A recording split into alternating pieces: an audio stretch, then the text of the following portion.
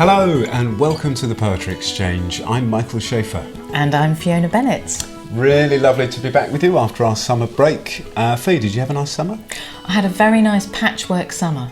Bits of seeing friends and family, bits of thinking and writing and a bit of resting. Much poetry in your summer? Oh yes. Much reading, much writing. Very good. Much listening. I think I may have found a friend this summer. A poem that's been a friend to you, Michael. A poem that's been a friend to me, but let's find out. Let's find out how I get on with this friend over a period of time. Watch this space. So before we get into this month's episode, I've got some news to share and indeed an invitation to make to you, which is that we've now got a donate page on the website. As you know, the podcast is always free to listen to.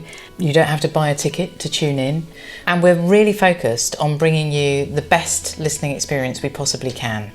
So to do that, we're asking for your help. The page is there on the website. It's very simple to use. Every contribution, however small or large, makes an enormous difference. And you can choose to do a one-off donation or something monthly. We've also spent the summer gathering some more conversations and doing some more exchanges, and in August we were at the Baltic Gallery as part of an event called Poetry Takeover, and we had some really fantastic conversations, and our thanks go to everybody at the Baltic for making us feel so welcome. So you're going to be listening to John Prebble and Degna Stone talking about Continuous by Tony Harrison, the poem that's been a friend to Peter. Yeah, just to sort of give some context, this is the title poem of this collection by Tony Harrison called Continuous. I came across it in my first year as a student of English literature here in Newcastle. And I would say it's been a friend if being a friend includes at times falling out with each other and then falling back in with each other and changing over time. I mean, he deals with his father's death. When I first read this poem, my father was alive and well, and my father's now died. And so there are aspects of this poem which resonate much more now than then. Wow, what a sense of all the life you've had with it and the way it's changed already. It'd be lovely to hear you read it. Yeah, sure. Thanks. Okay. Continuous. James Cagney was the one up both our streets. His was the only art we ever shared. A gangster film and choc ice were the treats that showed about as much love as he dared. He'd be my own age now in 49. The hand that glinted with the ring he wore, his father's, tipped the cold bar into mine just as the organist dropped through the floor. He's on the platform lowered out of sight to organ music, this time on loop tape, into a furnace with a blinding light, where only his father's ring will keep its shape. I wear it now to Cagney's on my own, and sense my father's hands cup round my treat. They feel as though they've been chilled to the bone from holding my ice cream all through white heat. Yeah, I can see why the relationship with the poem has changed. Yeah, I mean there was a point early on, to be honest, where if I had to read this out loud, I would struggle to get past the fourth line. The first time I read this poem, that first four lines that end with "as short as about as much love as he dared," hit me like a thump, because it was so on the nose with my own relationship with my dad. My dad was an Irishman who came over after the war. He wasn't an English speaker. Only learned to speak English after he got over here. And I was one of 6 children. I was the 5th. And he worked as a builder's labourer his whole career. He was a small man, smaller than me, but enormously powerful because of the hard physical labour that he did. And 6 children, lots of work. My brother was working nights in a factory. There was very little time. And one of the few things I remember, this is going back to the 60s, early 70s, was he would take me and my brother, I don't know why just me and my brother, to the pictures. see films, and sort of Disney films. I remember seeing Zulu and Cromwell, and I think The Sound of Music as well. It was one of the few things that he did. And the choc ice just killed me, because you don't get choc ices in cinemas anymore. And that was such a strong memory. Having a choc ice was we were very poor. Having a choc ice was an enormous sort of thing. And that first verse just floored me, absolutely. And it was that thing, showed about as much love as he dared. That sort of, the idea of like overt emotion as an act of daring was so, that was like so bang. That was what it was like in my family. Because it was hard, there was no time, there was a lot of us to go around. And so it wasn't a snuggly, cuddly family, it wasn't a sort of, but there was a lot of love there, but it had to be sort of squeezed out. And the idea of it, showing about as much love as he dared was like, wow. That was the hook for the rest of the poem. The second thing that got me about it was his immense technical expertise.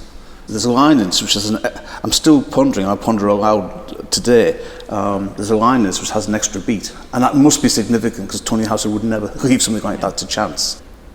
It starts with James Cagney, it ends with White Heat. It saddens me a bit that over time, maybe young people reading this now are going to need a lot more notes than I did. What's this organ doing dropping through the floor? Yeah. I'm just about old enough to remember very, very young an organ being in a cinema, but I don't remember it dropping through the floor. But I know I'm familiar with the concept of the organist who was lowered at the cinema and how that relates to the cremation that happens in the second half of the poem and how it makes that link. But I suppose there are also young people who will be saying, who's James Cagney and what's White Heat? Which is the famous film where he ends up on top of a gas container screaming, made it my top of the world, and it blows up. And that's where my sort of argument with the poem begins, because originally I was just so knocked out by the integration of all the images and the play on cold and heat, and the organ in the cinema becomes the organ in the cremation, and the music and the moving up and down. It's so beautifully put together and so well put together. And I started being suspicious of it. Right. At a certain point, rereading this book, I'm going to go, I love this poem, and going back to it and thinking, you know what, now that just all seems a bit too machine-like, a bit too sort of neat. Mm-hmm. For me, because I'm just like really interested in how there was something, because you felt like a really strong connection to this poem, and then there's something in the poem at one point just jarred with you and then tipped you out. I'm really intrigued about it. It was the way that fundamentally, everything in this poem works and integrates and matches and comes to a natural point where it all comes together and goes boom. Now, artistically, that's quite an achievement. And I think as I got older, that wasn't my experience of life. And the world doesn't do that. You might have your odd little epiphanies here and there, but there was something almost too neat. And this isn't isolated, this is a trick that Tony Houser pulls in a lot of these poems. Because of the use of form and rhyme, it pushes you towards that sort of, almost the structure of a joke. That way it was at the end, ta-da, this is how it works. And that didn't take away from the sort of emotional content of it for me. That's where I conflicted with. I said I was falling out, I'm having a sort of dialogue with it. But how real are you? And yet, yeah. So I was pushed out and back in, about working classness and writing and also the use of form. I think it is so fascinating that you've got this argument going on about it, and the nature of that argument and feeling of conflict with it for you. It feels like the conflict itself is quite personal to you, if I may. It feels like your way of relating to this and your conflict with it is also bound up in quite a lot of your own sense of I think that means. Go back to what I first said. When I'm at university, a student, slightly a fish out of water in a very sort of almost cliched sense, looking for things to identify with and things to say, yes, this is me. This is someone like me who's into books and poetry and literature, and this is me. And so that was a very personal thing that I sort of attached to this poem and these poems. And so any suggestion that there's something inauthentic about that is almost like it's questioning my authenticity or the authenticity of what I'm thinking. I went through that phase, and I'm not out of that phase of dialogue. And then I think coming back to it after my own father died, and suddenly other things started happening with the poem. There are lots of, and they aren't as on the nail. You know, my father didn't wear a wedding ring. He wasn't cremated. But what absolutely sort of crushed me when I'm going back to it was the imagery about hands and hand holding. My father's hands were almost like fetish objects to me as a child. He did this hard manual work, and not uncommon with people who worked with their hands. You know, he would have calluses and very heavy skin in his hands. His hands were enormous compared to mine. And one of the things I did as a child was rub special creams that he got from the doctors to stop his, because what would happen is if you got heavy calluses on your hands through working with tools, and cement was particularly bad for the skin, and you should dry it out, the skin would crack and you get these awful sort of deep sore cracks in. So to prevent that, he had sort of special creams, and I would sit overnight by his chair rubbing this cream. It was that sort of direct physical contact in a family where in retrospect now I think there wasn't a lot of physical contact. That was probably the most intimate thing I ever did with my dad, was sit and rub these enormous muscular calloused hands. And later on, when I was with a sort of odd mixture of sort of taking the mick and pride, especially in public, it was part of his sense of humour, to take my hand and go, look at that, never done a day's work in his life, and contrast my hand. It's true, contrast my hands to his. So there's this thing about hands, and the hand imagery in the poem then killed me, and you know.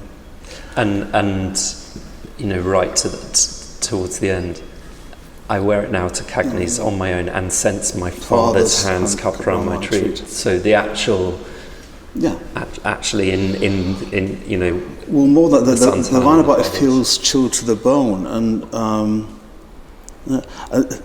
this is a bit of the conversation that occurred to me quite late on. I thought, oh, really? Oh, God. No one knows this. My dad died in a bookies. He had a massive heart attack, age 78, in a bookies. He had 500 quid in his pocket. And as ways to, it was very distressing for all of us, as ways to go, that was, you know, he was in full possession of his faculties. He was doing what he always enjoyed doing, which is going to bookies and betting. Sounds like he was winning as well. And he was winning. And he literally, from people who were there with him, he just went. It was not, you know, it wasn't.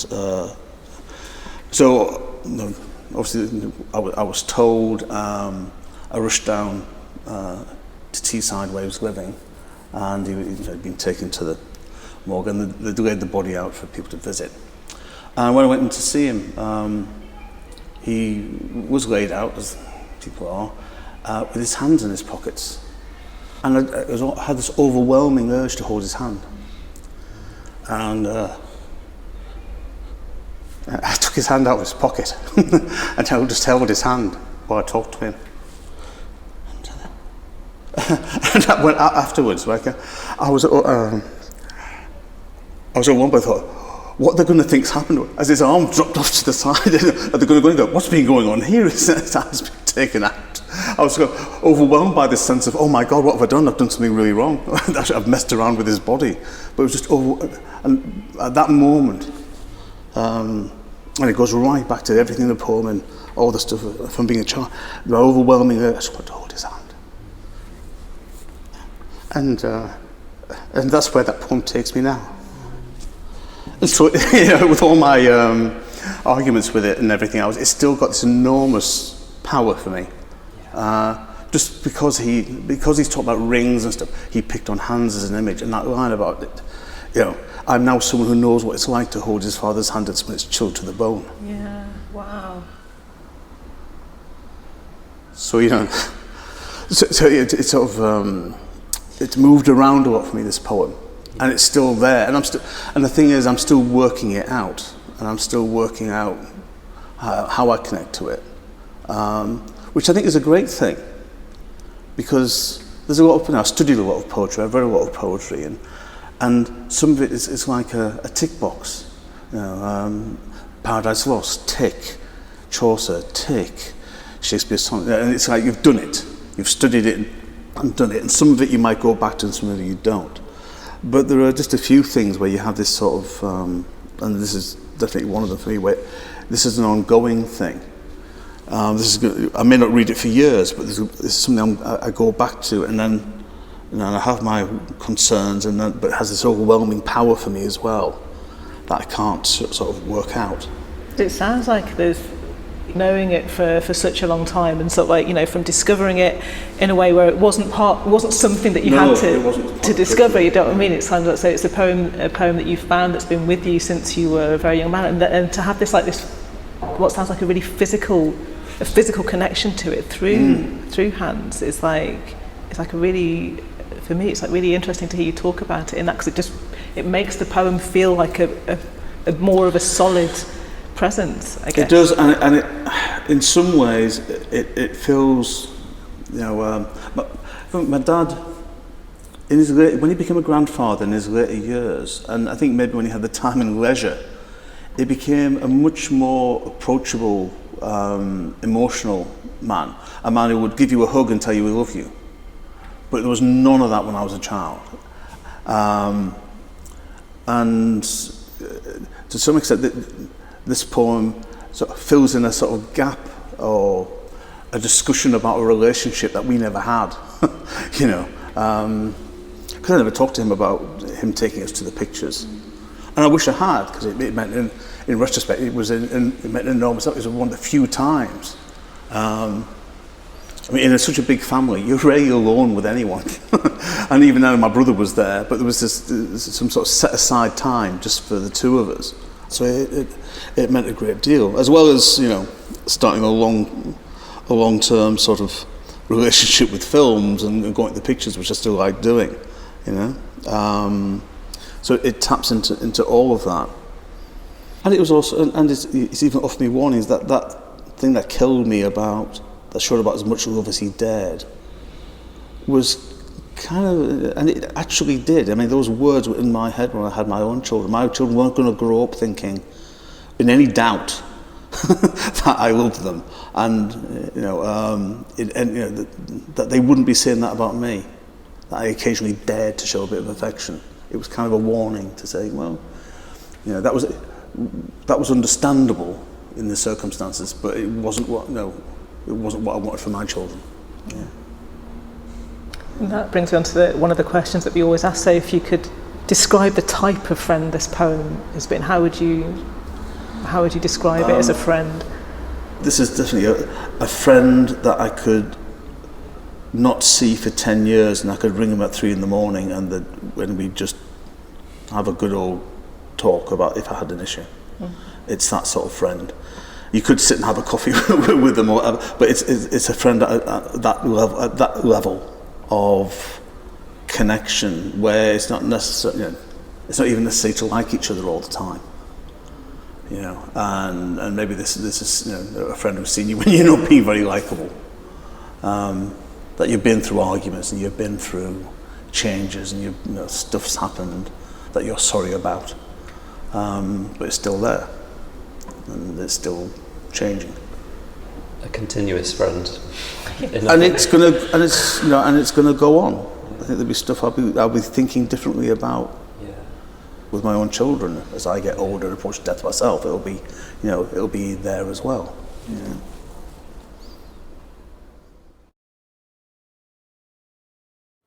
Continuous. James Cagney was the one up both our streets. His was the only art we ever shared. A gangster film and choc ice were the treats that showed about as much love as he dared. He'd be my own age now in 49. The hand that glinted with the ring he wore, his father's, tipped the cold bar into mine just as the organist dropped through the floor. He's on the platform, lowered out of sight to organ music, this time on looped tape, into a furnace with a blinding light where only his father's ring will keep its shape.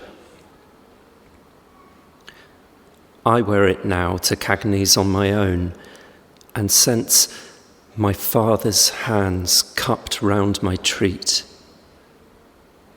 They feel as though they've been chilled to the bone from holding my ice cream all through white heat.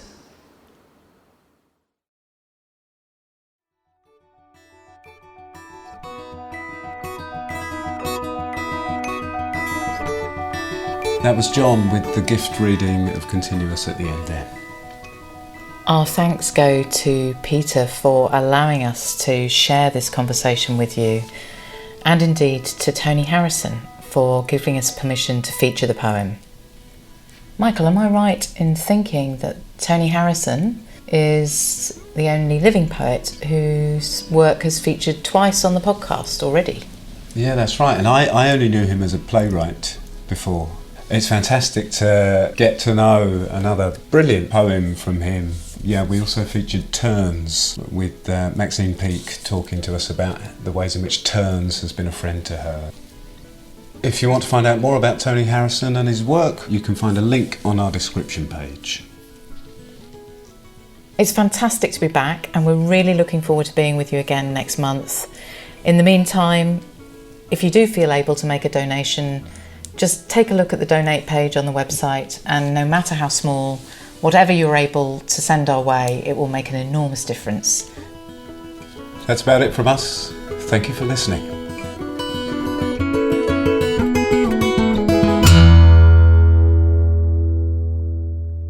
Is it really like, I mean, I think it was them and us, one of those. That's me. Oh, just in time. Why me? I'm glad that didn't. Might be my son. Bugger off, I'm talking about relationships. I'm too busy. I'm too busy. We're talking about emotional intimacy. Exactly. Back off. Wait.